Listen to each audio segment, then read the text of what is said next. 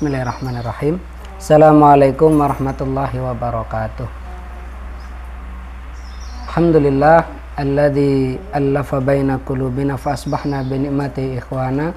Allahumma salli wa sallim wa barik ala nabiyyina Muhammad wa ala alihi wa ashabihi wa man tabi'ahu amma ba'd. Alhamdulillah, kita panjatkan puji syukur kehadirat Allah Subhanahu wa taala yang terus-menerus mencurahkan karunia dan nikmatnya kepada kita. Dan pagi hari ini kita kembali dipertemukan dalam kajian rutin Senin pagi. Jadwalnya pekan ketiga kita membahas sirah nabawiyah ya. Insya Allah masih tetap memakai rujukan utama kita, kitab Al-Urjuzah Al-Mi'yah yang ditulis oleh Imam Ibnu Abil Is Al-Hanafi.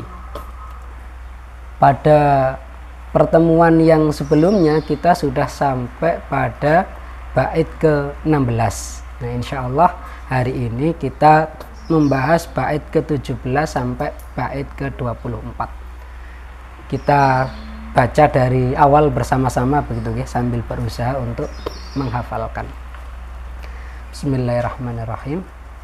Alhamdulillahil qadimil bari, thumma salatuhu alal muhtari, wa ba'duha kasiratar rasuli, manzumatan mujazatal fusuli, mauliduhu fi ashiril fadili, rabi'il awwali, amal fili, lakinnamal mas urusani asrihi fi yaumil isnaini tulu'a fajrihi wa wafaqal isrina min naisana wa qablahu hainu abihi hana wa ba'da amaini ghada fatima ja'at bihi murdi'uhu salima halimatun li ummihi wa adat bihi li ahliha kama aradat fa ba'da sahrainin sika kubatnihi wa kila ba'da arba'in min sinnihi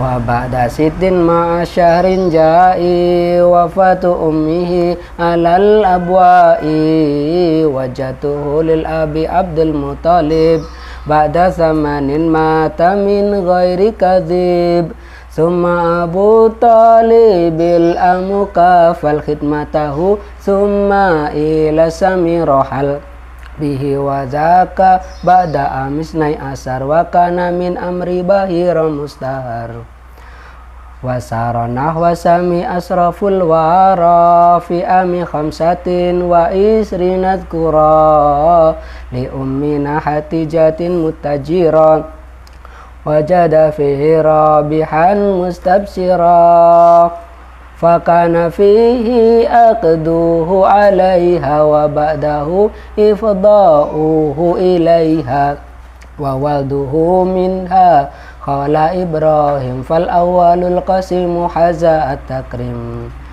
wa Zainabun Ruqayyatun wa Fatimah wa Ummu Kulsumin lahunna khatimah wa Tayyibut Tahiru Abdullahi wa kila kullu ismin li fardin zahi wal kullu fi hayatihi dzakul himam wa ba'dahu Fatimatun binisfi am wa ba'da khamsin wa salasina hadar bunyana baitillahi lama angdasar wa hakamuhu wa radu bima hakam fi wad'i dzakal hajaril aswadi sam wa ba'da arba'ina aman ursila fi yaumil isnaini yakinan fankula fi ramadana aw rabi'il awwali wa suratu qara awwalul munazzali thumal wudu'a was salata alama jibrilu wahyal rak'atani muhkama.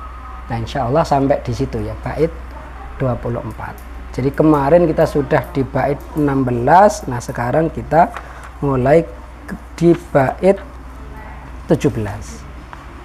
Nah, ini sebenarnya bait 16 itu mulai menjelaskan tentang putra-putri Rasulullah Sallallahu Alaihi Wasallam. Nah, kita review karena ini sambungannya dari bait 16.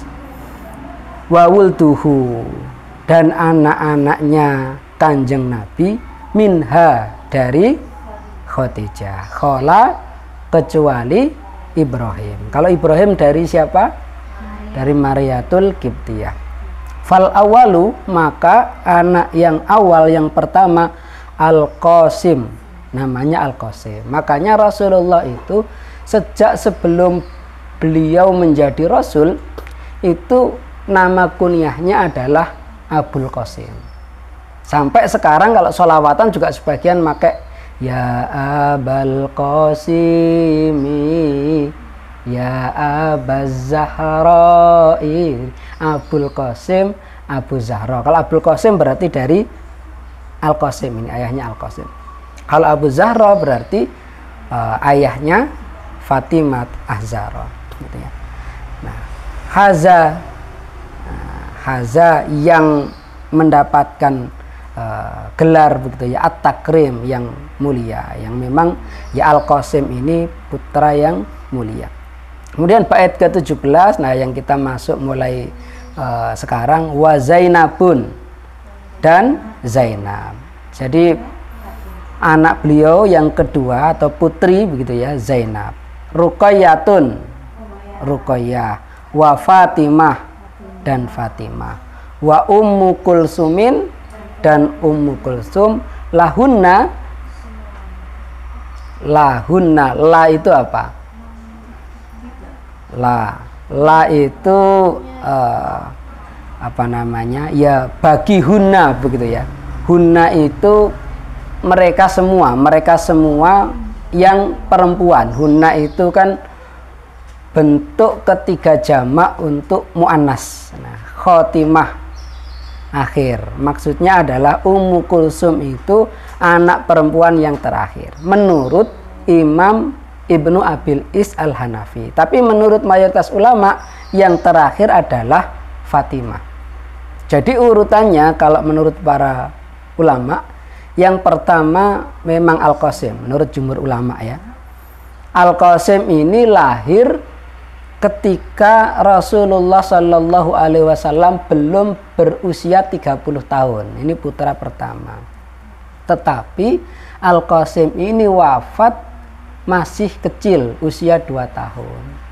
Nah, setelah itu lahir Zainab. Nah, Zainab ini nanti hidup sampai dewasa.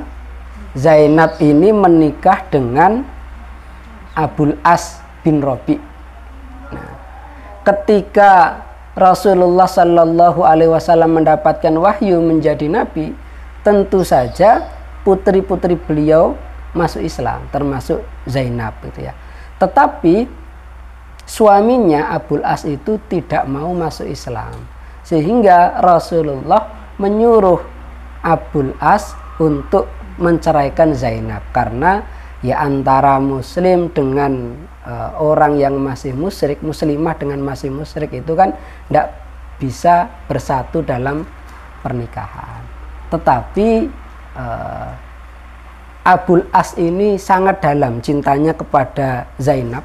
Zainab juga sangat dalam cintanya kepada Abul As, gitu ya. Dan akhirnya cinta keduanya itu bersatu kembali. Nanti ketika sudah di Madinah, Abul As itu kemudian masuk Islam dan kembali menikahi Zainab. Nah, ini apa ya? Kalau ada istilah cinta akan indah pada waktunya, itu kisah cintanya Zainab dan Abul As, ya. Kemudian Ruqayyah. Nah, Ruqayyah ini juga hidup sampai dewasa. Ruqayyah ini pertama menikah dengan Utbah bin Abu Lahab. Jadi anaknya Abu Lahab. Abu Lahab ini masih pamannya Rasulullah, gitu ya. Nah, Ruqayyah menikah dengan Utbah. Nah, Ruqayyah itu ya tentu saja ketika Rasulullah menerima wahyu, Ruqayyah beriman. Sementara Utbah bin Abu Lahab itu musyrik, bahkan disuruh oleh ayahnya untuk ikut ayahnya menentang Rasulullah. Dan Abu Lahab itu menyuruh Utbah untuk menceraikan Ruqayyah. Nah ini juga luar biasa menurut sebagian ulama yang meriwayatkan bagaimana kisah cintanya Ruqayyah. Sebenarnya ada seorang pemuda yang kaya raya yang jatuh cinta kepada Ruqayyah, tetapi dia terlambat untuk melamar keduluan Utbah, sehingga pemuda ini patah hati. Nah namanya adalah Utsman bin Affan. Nah, ketika Utsman ini patah hati, dia kemudian healingnya itu ke rumah bibinya. Bibinya itu termasuk seorang yang bijaksana pada waktu itu dan banyak mendengarkan pengetahuan spiritual dari tokoh-tokoh agama, termasuk tokoh agama Nasrani. Sehingga bibinya ini tahu Utsman, nah ini dalam rangka menghibur keponakannya, sebentar lagi akan ada nabi yang diutus. Nah fokuslah engkau untuk mengamati, kalau nanti ada nabi terakhir yang diutus, segeralah mengikutinya. Nah Utsman kemudian healingnya begitu, jadi mengamati siapa ini, yang ada kabar apa, ada berita apa, ada perkembangan apa, sampai kemudian karena Utsman ini pengusaha muda, circle-nya itu adalah Abu Bakar, dan Abu Bakar itu orang yang pertama kali dikasih tahu oleh Rasulullah selain dari keluarga beliau bahwa Rasulullah diangkat menjadi nabi. Maka Abu Bakar ini kemudian segera mendakwahkannya kepada Utsman, wahai Utsman, ada nabi yang terakhir diutus dan sekarang sudah tiba. Siapa? Muhammad bin Abdullah. Nah Utsman kemudian masuk Islam, dan ternyata loh, nabinya itu adalah calon mertuanya, tapi beliau terlambat melamar ya. Nah singkat cerita, kemudian setelah Ruqayyah diceraikan oleh Utbah, kemudian habis masa iddahnya, maka Utsman ini tidak mau mengulangi kesalahan dua kali. Sebelum ada orang lain yang melamar, Utsman yang melamar Ruqayyah. Maka akhirnya Utsman menjadi suaminya Ruqayyah. Nah nanti Ruqayyah ini wafat pada tahun 2 Hijriah ketika perang Badar. Jadi menjelang perang Badar Ruqayyah itu sakit, dan Utsman oleh Rasulullah ya tentu saja tidak diajak ke Badar, tetapi tugasnya Utsman adalah merawat istrinya. Sehingga kalau ada pertanyaan kenapa Utsman tidak ikut perang Badar, karena waktu itu merawat istrinya yang sedang sakit parah, dan Ruqayyah wafat pada saat itu. Nah setelah Ruqayyah wafat, Rasulullah menikahkan Utsman dengan Ummu Kulsum ya. Nah Ummu Kulsum ini putri beliau yang ketiga menurut mayoritas ulama. Nah Ummu Kulsum ini juga awalnya menikah dengan putranya Abu Lahab, dengan anaknya Abu Lahab, namanya Utaibah bin Abu Lahab. Juga sama, oleh Abu Lahab Utaibah ini disuruh menceraikan Ummu Kulsum. Lalu setelah Ruqayyah wafat, Ummu Kulsum ini dinikahkan Rasulullah dengan Utsman.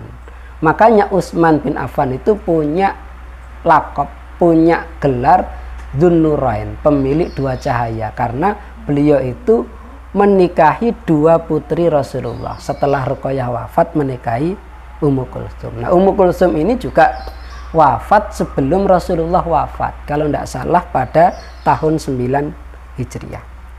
Nah yang Fatimah inilah yang kata mayoritas ulama putri terakhir, yang nanti oleh Rasulullah dinikahkan dengan Ali bin Abu Thalib. Kemudian bait ke-18, wat-thayyibu dan at-thayyib. At-thayyib itu apa artinya?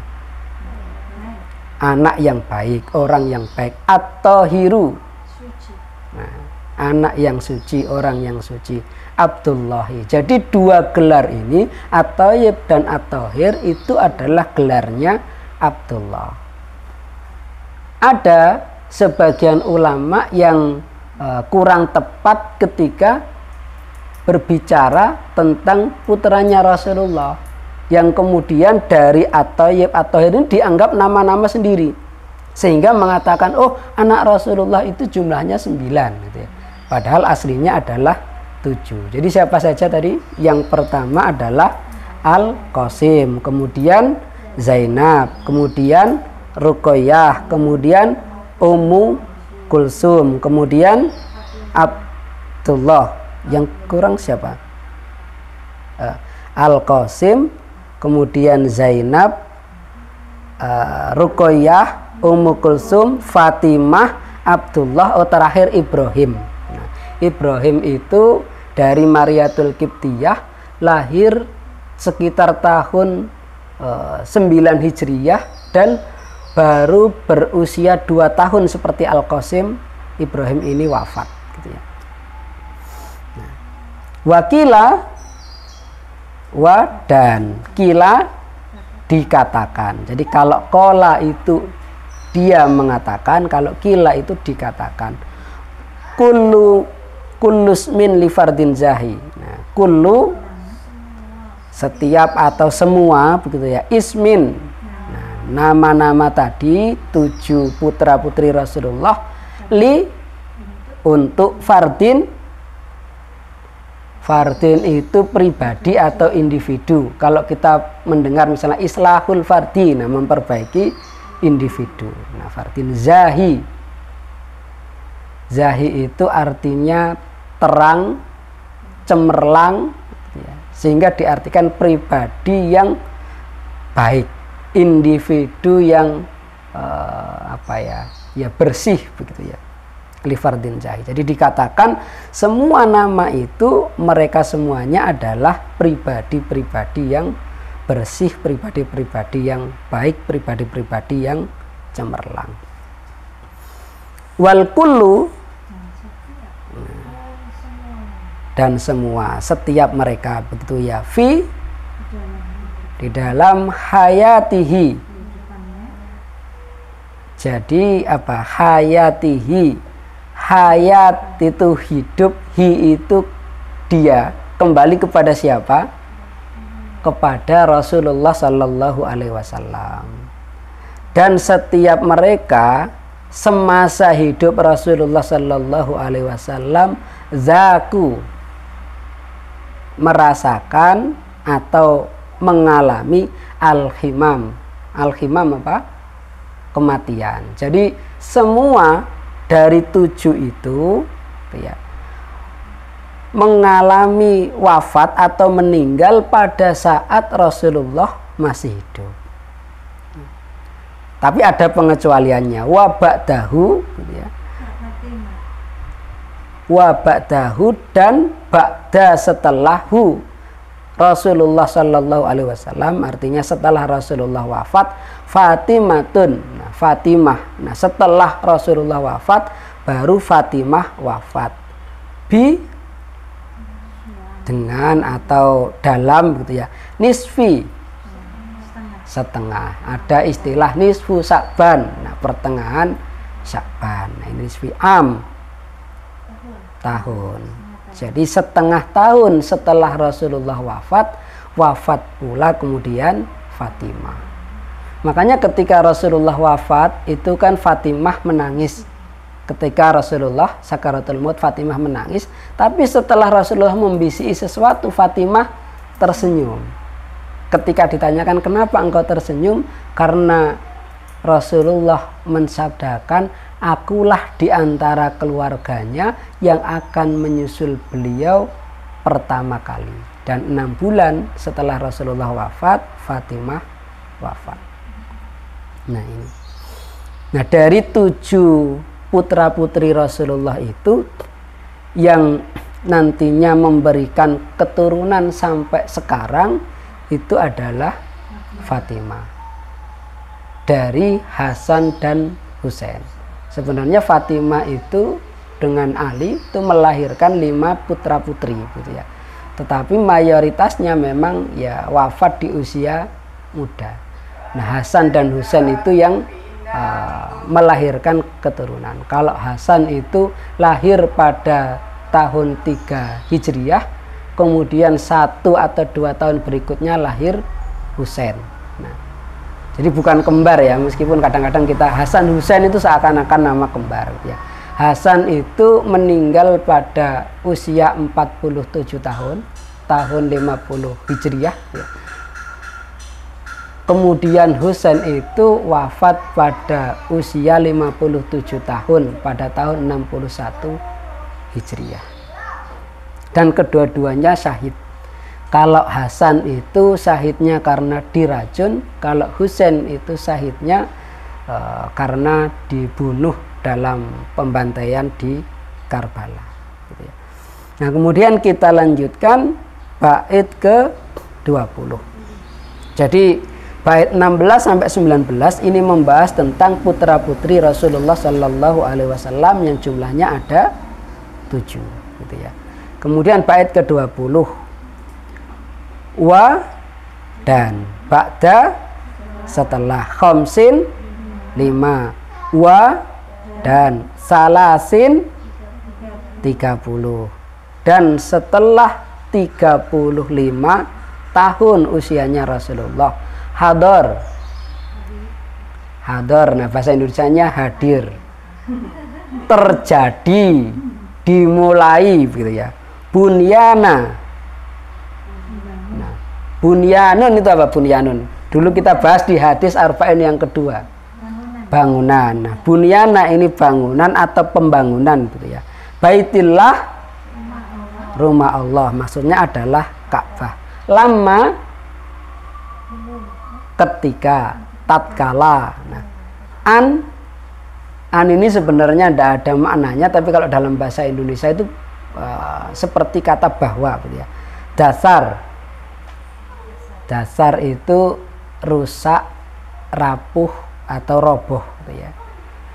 Dan setelah Rasulullah berusia 35 tahun, dimulailah pembangunan Baitullah ketika Ka'bah itu mengalami kerusakan. Nah, kenapa Ka'bah mengalami kerusakan? Karena pada saat itu terjadi banjir besar di Mekah yang sampai membuat sebagian dinding Ka'bah itu entah roboh, entah ini ya, hampir roboh begitu. Nah, itu kemudian orang-orang Quraisy mereka bermusyawarah. Ini bagaimana? Apakah cukup kita tambal saja atau kemudian kita pugar, gitu ya.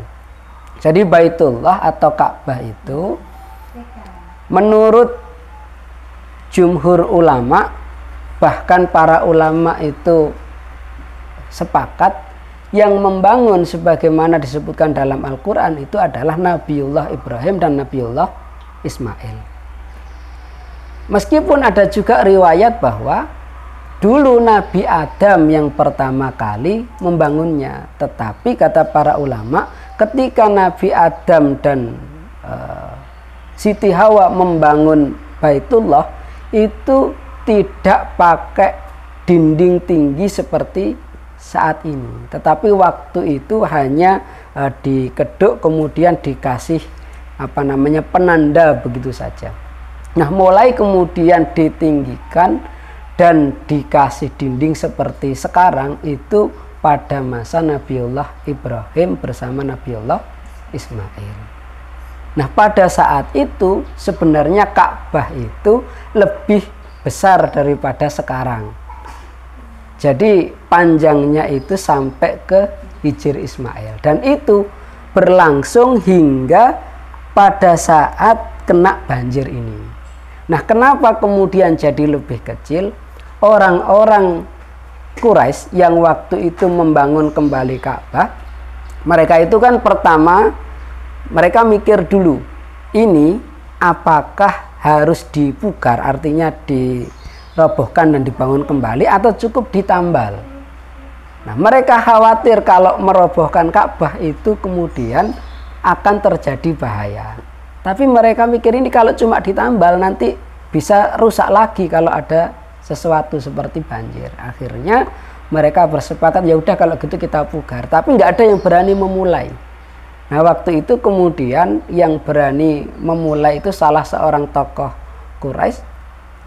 Terus ditunggu sama mereka, ini kira-kira dia akan tertimpa bahaya atau enggak. Misalnya tiba-tiba mati atau kecelakaan. Nah, ternyata enggak, akhirnya mereka berani. Dan mereka ini sepakat untuk membangun Ka'bah dengan batu-batu yang baru, mereka hanya mengumpulkan harta yang baik. Jadi mereka pun sebenarnya tahu mana yang baik, mana yang tidak. Sehingga mereka membuat klasifikasi. Tidak boleh membangun dengan harta yang didapatkan dari menzalimi orang lain.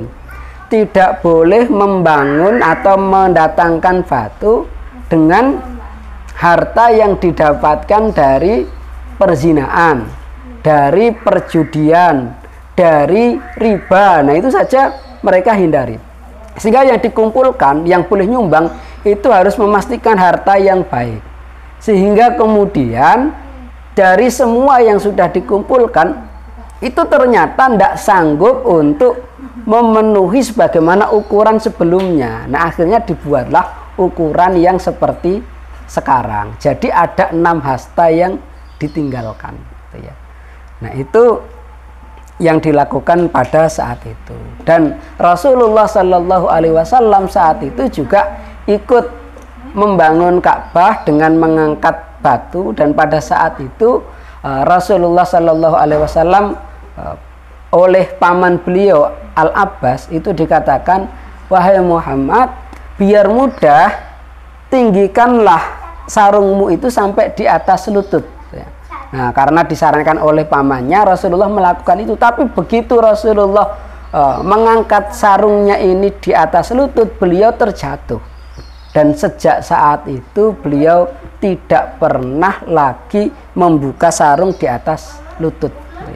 Dan nanti di masa Islam, jumhur ulama sampai sekarang itu berpendapat bahwa aurat laki-laki itu mulai dari lutut sampai pusar. Meskipun ada juga yang berpendapat di atas lutut itu masih sedikit, di atas lutut itu masih belum aurat. Nah, itu yang dijadikan dalil kenapa ada kadang-kadang laki-laki yang pakai celana pendek. Bahkan kadang-kadang, loh, itu kan ustadz kok pakai celana pendek. Tidak bisa jadi pakai pendapat minoritas ulama itu yang mengatakan lutut dan sedikit di atas lutut tidak termasuk aurat. Tapi jumhur ulama berpendapat ya lutut itu sudah termasuk aurat sehingga harus ditutupi, gitu ya.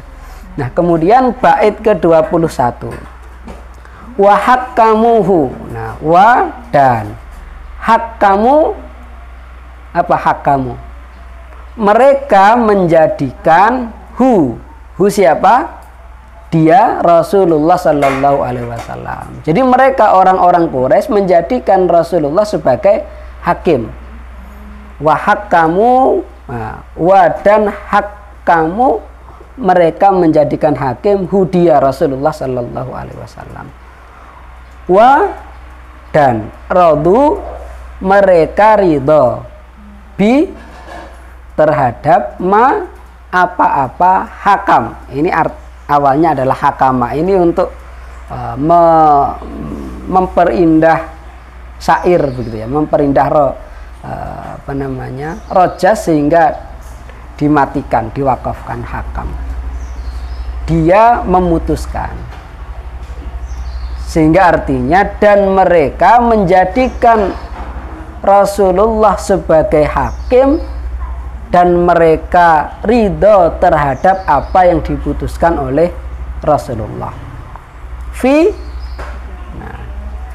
Di dalam atau pada, begitu ya, wad'i, peletakan, zaka ini isim isyarah, artinya ini atau itu. Al-hajar, al-hajaru itu batu, al-aswad hitam. Jadi hajar aswad, batu hitam, ya, yang ada di Ka'bah itu. Sam, apa sam? Sam itu kata puitis untuk sesuatu yang diagungkan, dimuliakan, agung, ya. Jadi mereka menjadikan Rasulullah sebagai hakim dan mereka ridho terhadap apa yang diputuskan oleh Rasulullah, yakni pada peletakan hajar aswad yang mulia.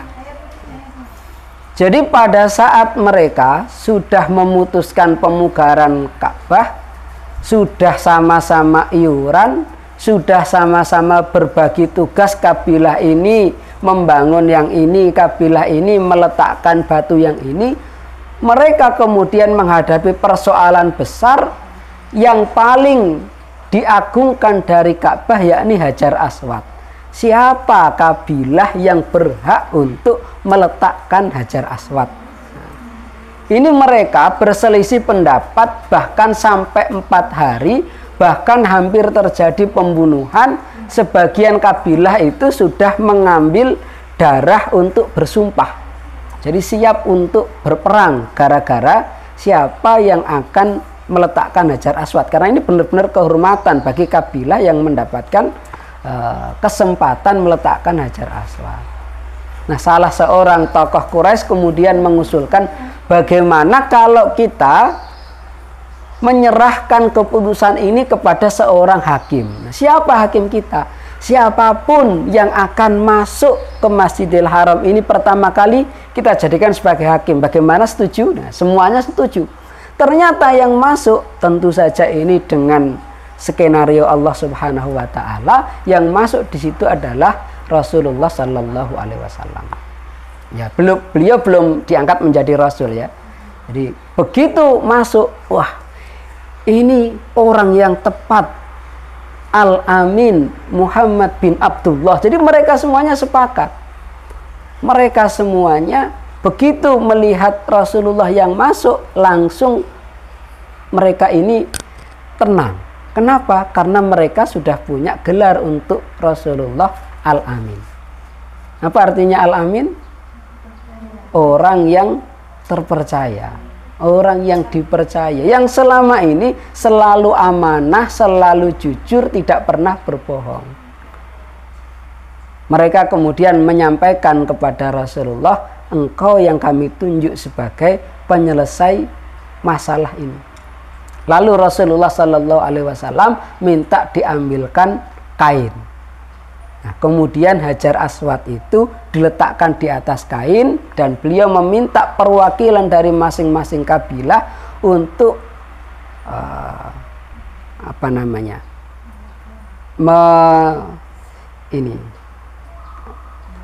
memegang ujung dari kain-kain tersebut.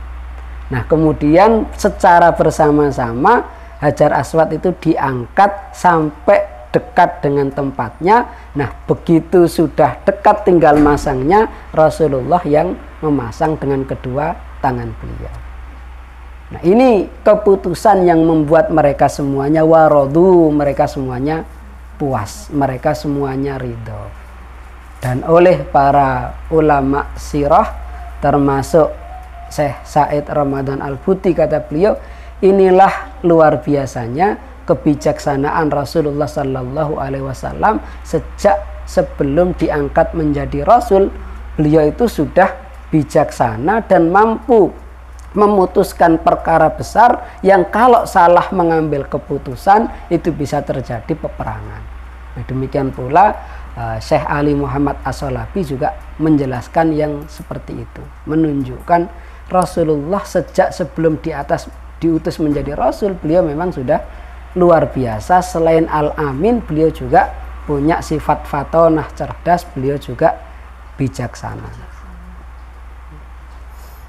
Dan ini juga menunjukkan bagaimana ya, orang-orang Quraisy meskipun mereka itu sudah menyembah berhala, sudah tidak lagi bertauhid kepada Allah, tapi masih mengagungkan Ka'bah sebagai Baitullah, sebagai rumah Allah.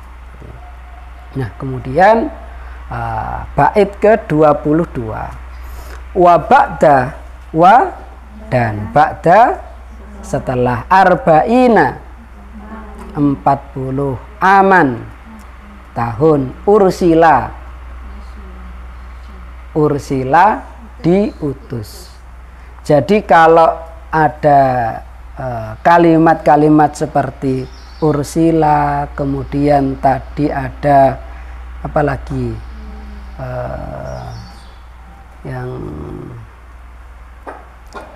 kila begitu ya, yang awalnya secara umum itu kan kata atau kalimat dalam bahasa Arab itu hampir semuanya terdiri dari 3 huruf gitu ya.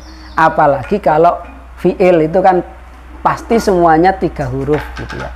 Dan awalannya itu umumnya adalah fathah. Tapi kalau kemudian diubah awalannya itu menjadi tengah-tengahnya atau apa namanya, ain fi'ilnya itu menjadi berkasroh, nah itu umumnya menjadi bentuk kata kerja pasif ya. Maka ursila ini adalah diutus.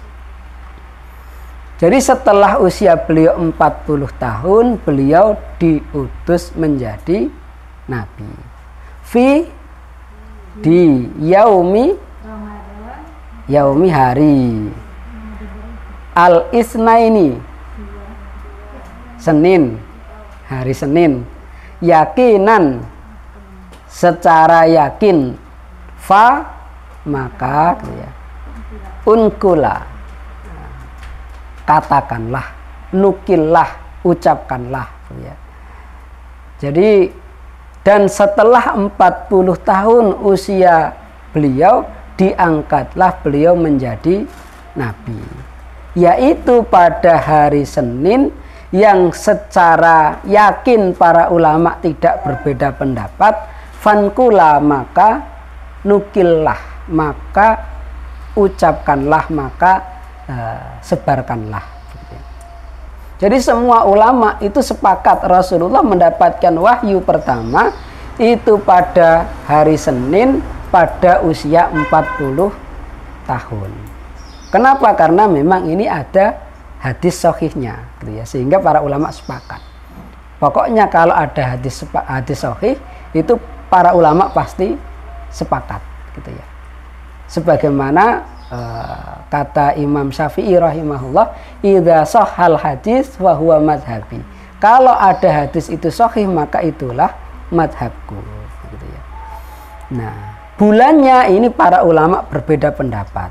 Fi Ramadan, di bulan Ramadan, au Rabiul Awali atau Rabiul Awal. Tapi yang berbeda pendapat yang mengatakan Rabiul Awal itu hanya sedikit sekali dari kalangan ulama. Nah, jumhur ulama itu sepakat bulan Ramadan. Kenapa? Karena ayat-ayat Al-Quran itu menunjukkan bahwa Al-Quran diturunkan pertama kali itu pada bulan Ramadan. Surah Al-Qadr misalnya, inna anzalnahu fi lailatul qadr. Nah, lailatul qadr itu pada bulan Ramadan. Di surah Al-Baqarah misalnya, syahrul Ramadan alladzi unzila fihil Qur'an. Bulan Ramadan yang kami menurunkan Al-Qur'an di dalamnya. Jadi para ulama ya, jumhur ulama sepakat bahwa wahyu pertama itu diturunkan pada bulan Ramadan pada hari Senin. Nah, tanggalnya itu yang kemudian terjadi perbedaan pendapat. Sebagian ulama, kalau Syekh Safi Rahman Al-Mubarakfuri di dalam Ar-Rahiqul Maktum itu mengatakan Ramadan pada tahun 610 Masehi, karena Rasulullah itu kan menerima wahyu, Masehinya itu para ulama kemudian menghitung tahun 610 Masehi. Itu hari Senin jatuh pada tanggal 7, 14, 21 dan 28 menurut perhitungan Syekh Safi Rahman Al-Mubarakfuri gitu ya. Sehingga beliau mengatakan Rasulullah menerima wahyu pertama itu Lailatul Qadar itu adalah tanggal ganjil di 10 hari terakhir Ramadan, sehingga beliau menerima pada 21 Ramadan. Tapi ulama yang lain dan mayoritas ulama di Indonesia menyebutkan bahwa Rasulullah mendapatkan wahyu di bulan Ramadan itu pada tanggal 17 Ramadan, pada di Gua Hira itu ya, pada tanggal 17 Ramadan. Kenapa? Berdasarkan surah Al-Anfal ayat 41 yang di situ Allah memfirmankan bahwa Allah menurunkan wahyu kepada hambanya Yaumal Furqan, pada hari Al-Furqan, bertemunya dua pasukan itu tanggal 17 Ramadan, perang Badar itu. Sehingga ya mayoritas ulama berpendapat bahwa nuzulul Quran itu 17 Ramadan. Tetapi nuzulul Quran itu kan ada dua. Ada yang turunnya Al-Quran secara sekaligus dari Lauhul Mahfud ke Baitul Izzah, kemudian turunnya Al-Quran secara bertahap dari Baitul Izzah kepada Rasulullah itu selama 22 tahun, 2 bulan, 22 hari, atau dibulatkan 23 tahun. Nah, turunnya pertama itu menurut sebagian ulama 17 Ramadan, atau kalau Syekh Syafi'i Rahman Al-Mubarakfuri 21 Ramadan. Tapi yang turun sekaligus dari Lauhul Mahfud ke Baitul Izzah itu tanggal satunya. Entah tanggal 21 Ramadan atau yang 17 Ramadan. Jadi ada perbedaan pendapat di situ. Tapi tidak masalah begitu ya, karena yang paling penting adalah kita tahu bagaimana Rasulullah Shallallahu Alaihi Wasallam mendapatkan wahyu pertama. Gitu ya. Dan ini prosesnya sebenarnya Rasulullah itu tidak hanya sekali itu beliau bertahanus di Gua Hira, tetapi kata para ulama sirah termasuk Syekh Syafi'i Rahman Al-Mubarakfuri, Syekh Ali Muhammad As-Salafi, menjelang usia 40 tahun Rasulullah itu semakin risau dengan kondisi umat yang mereka itu jahiliyah, menyembah berhala, perzinaan merajalela, perjudian di mana-mana, riba juga sampai membuat orang yang nggak bisa bayar hutang itu bisa dijadikan budak, yang kaya menzalimi yang miskin, penguasa kemudian menzalimi rakyat jelata. Nah, itu yang membuat Rasulullah sering bertahanus di Gua Hira, umumnya pada bulan Ramadan. Mulai usia beliau 38 tahun. Jadi setiap Ramadan beliau minta disiapkan bekal oleh Bunda Khadijah, lalu beliau bertahanus atau uzlah atau kholwat di Gua Hira. Merenungkan, karena dari Gua Hira itu kan bisa kelihatan ya Mekah gitu ya. Sambil melihat kondisi Mekah, beliau merenungkan itu kenapa orang-orang ini menyembah berhala, dan Rasulullah itu sejak beliau kecil tidak pernah menyembah berhala. Kenapa orang-orang ini ya kezaliman merajalela, perzinaan, perjudian sebagainya. Merenungkan bagaimana kondisi umat. Lalu beliau pulang setelah sekitar 10 hari. Jadi bekalnya habis, beliau pulang gitu ya. Nah, tahun berikutnya usia 39 tahun Rasulullah juga begitu. Bulan Ramadan beliau bertahanus ke Gua Hira. Nah, setelah yang ketiga kalinya pada usia 40 tahun, pada saat itulah kemudian beliau didatangi oleh malaikat Jibril dan mendapatkan wahyu pertama. Kalau kita baca hadis yang panjang di dalam Sahih Bukhari, kitab Bad'il Wahyi, nah itu dijelaskan malaikat Jibril itu datang dan mengatakan kepada Rasulullah, Iqra. Rasulullah menjawab, ma'ana biqari, aku tidak bisa membaca. Lalu malaikat Jibril itu mendekap Rasulullah sampai beliau itu tidak bisa bernafas. Dilepaskan lagi oleh malaikat Jibril. Malaikat Jibril mengulangi lagi perintah Iqra, karena Iqra itu kan fi'il amr ya, perintah, bacalah. Rasulullah kembali menjawab ma'ana biqari sampai 3 kali. Lalu malaikat Jibril mengatakan, melanjutkan ayat itu, Iqra bismi rabbikal ladzi khalaq, khalaqal insana min alaq, Iqra wa rabbukal akram alladzi 'allama bil qalam, 'allamal insana ma lam ya'lam. Nah, makanya di bait ke-23 ini lanjutannya, wa suratul Qara awalul munazzili. Wa dan suratul Qara, nah, surat Iqra. Awalu pertama kali, al-munazzali yang diturunkan. Jadi yang diturunkan pertama adalah surah Iqra atau surah Al-Alaq ayat 1 sampai 5. Itu ya. Kemudian summal wudu'a was sholata allamah. Summa kemudian al-wudu'a wudu, was sholata dan sholat, allamahu. Nah, ini aslinya allamahu, tetapi karena dia adalah rojas, nah kemudian diwakafkan menjadi allamah. Apa? allamahu, mengajarkan kepadanya. Nah, siapa yang mengajarkan kepadanya? Nah, ini lanjutannya Jibrilu. Nah, Jibril. Jadi Jibril ini fa'ilnya, subjeknya. Makanya dia rafa pakai dhamma ya, Jibrilu. Wahya atau wahya, nah itu hampir sama. Dan dia maksudnya kembali ke siapa? Karena hiya di sini kan muannas, kembali kepada sholat. Nah, sholatnya itu adalah rakaatani, 2 rakaat. Muhkamah itu ditentukan. Jadi kemudian malaikat Jibril mengajarkan wudhu dan sholat, yakni sholat 2 rakaat sebagaimana ditentukan. Muhkamah ditentukan. Nah, kita lanjutkan sebentar sebelum ke wudhu dan sholat ini ya, pengajaran wudhu dan sholat. Jadi setelah Rasulullah mendapatkan wahyu, beliau langsung pulang dalam kondisi takut, demam karena bertemu dengan sosok malaikat Jibril yang baru pertama kali itu beliau jumpai. Tapi sebenarnya sebelum itu, kalau kita baca hadis-hadis tentang badil wahyi, permulaan wahyu, 6 bulan sebelum Rasulullah mendapatkan wahyu itu Rasulullah sudah bermimpi dengan ru'yah shadiqah, mimpi yang benar. Jadi mimpinya itu selama 6 bulan Rasulullah itu melihat seperti fajar atau cahaya subuh, gitu ya. Nah, itu beliau melihat itu. Dan umumnya memang kalau mimpi dari Allah itu akan berulang minimal 3 kali. Misalnya Nabi Ibrahim mendapatkan perintah untuk menyembelih Nabi Ismail, itu kan melalui mimpi. Tapi mimpinya tidak hanya sekali, tetapi 3 kali.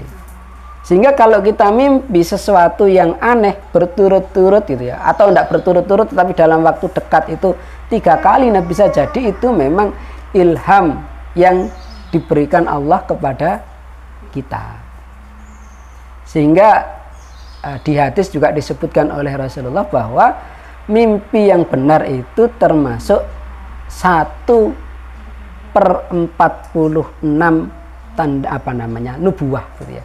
Jadi 1/46 tanda kenabian. Artinya ya semacam ilham begitu ya kalau bagi umatnya Rasulullah.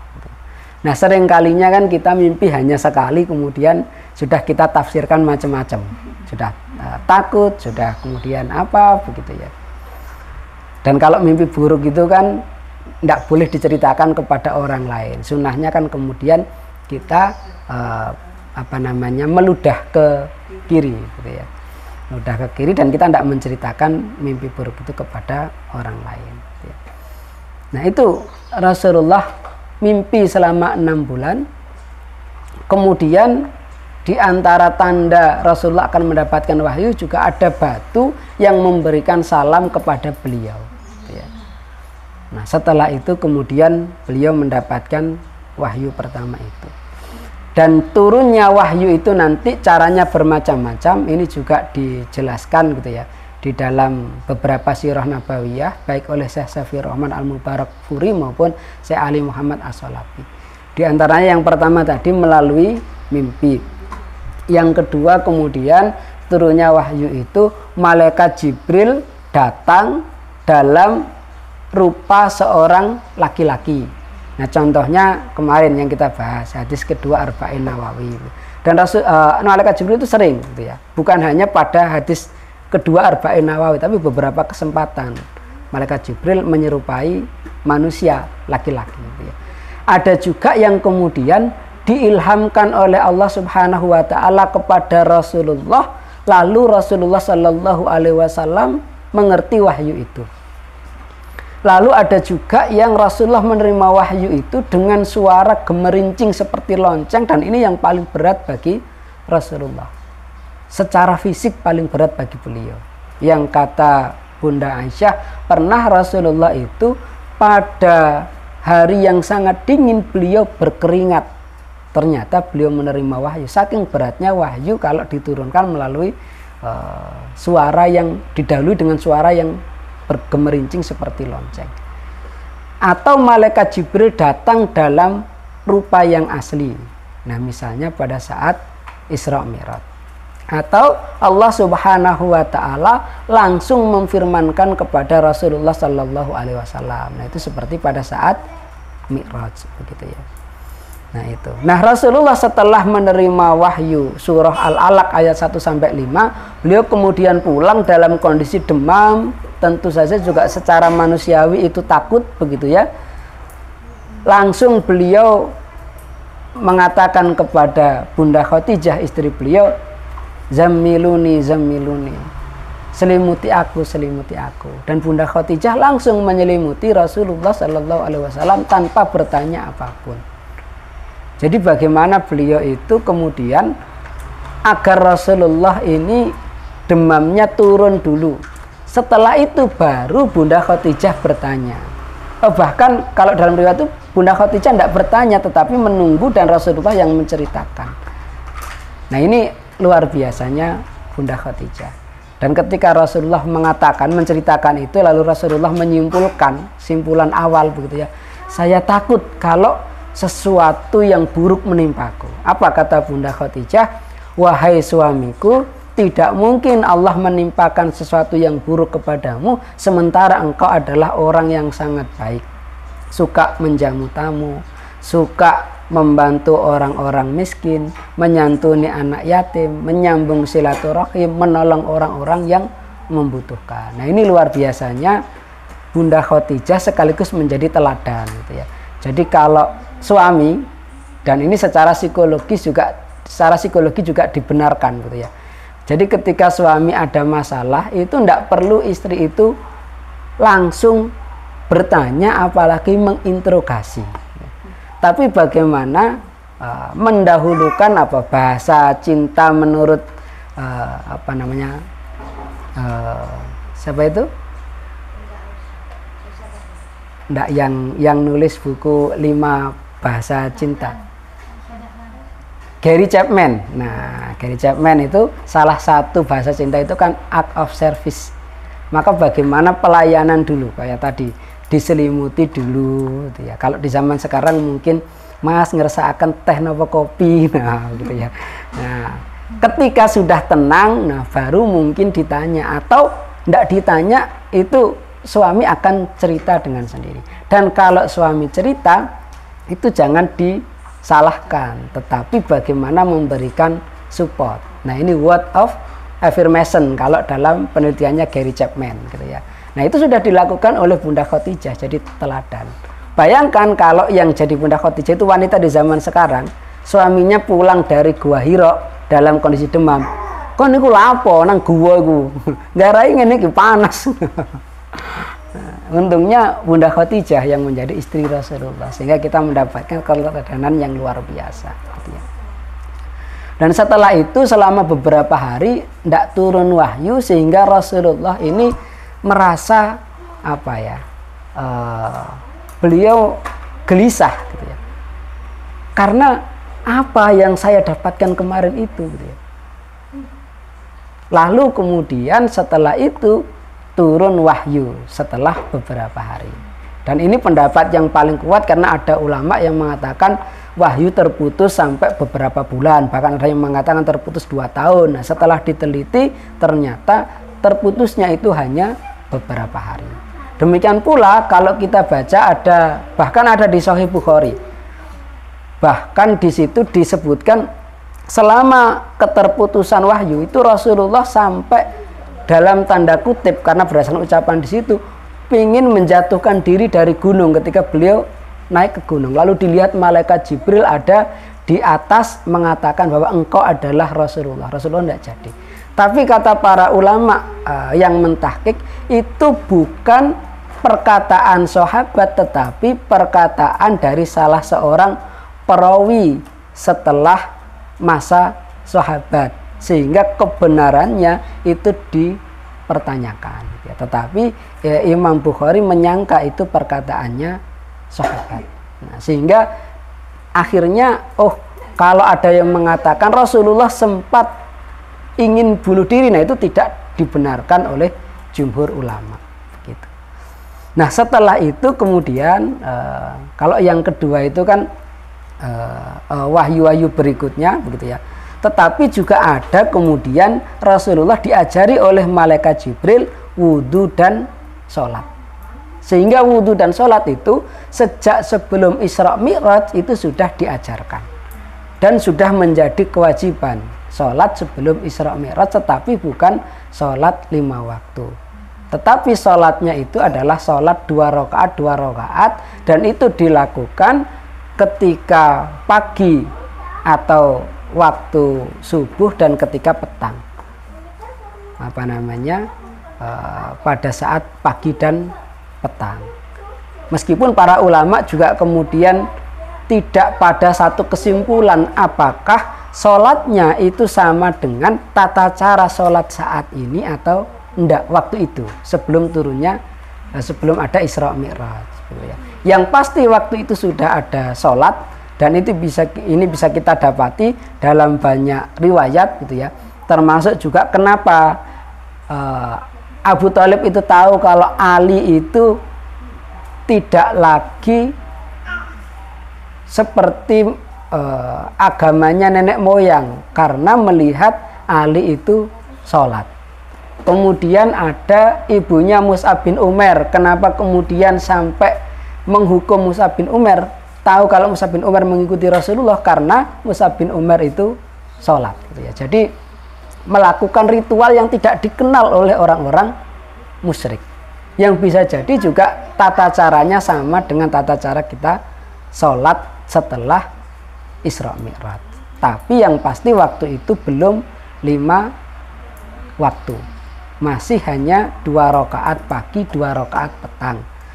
Kemudian 1 tahun pertama itu setelah turun surah Al-Muzammil itu yang wajib adalah sholat malam. Jadi awalnya sholat malam itu wajib selama 1 tahun. Setelah itu wajibnya adalah sholat pagi dan petang. Tetapi sholat malam itu bagi Rasulullah terus wajib bahkan sampai beliau wafat. Nah sholat malam itu wajib bagi Rasulullah selain sholat 5 waktu. Nah bagi kita itu sunnah ya. Baik, insya Allah itu begitu ya, sampai bait ke-24. Nah monggo mungkin ada yang mau ditanyakan gitu ya. Saya cukupkan dulu. Jazakumullah khairan. Assalamualaikum warahmatullahi wabarakatuh.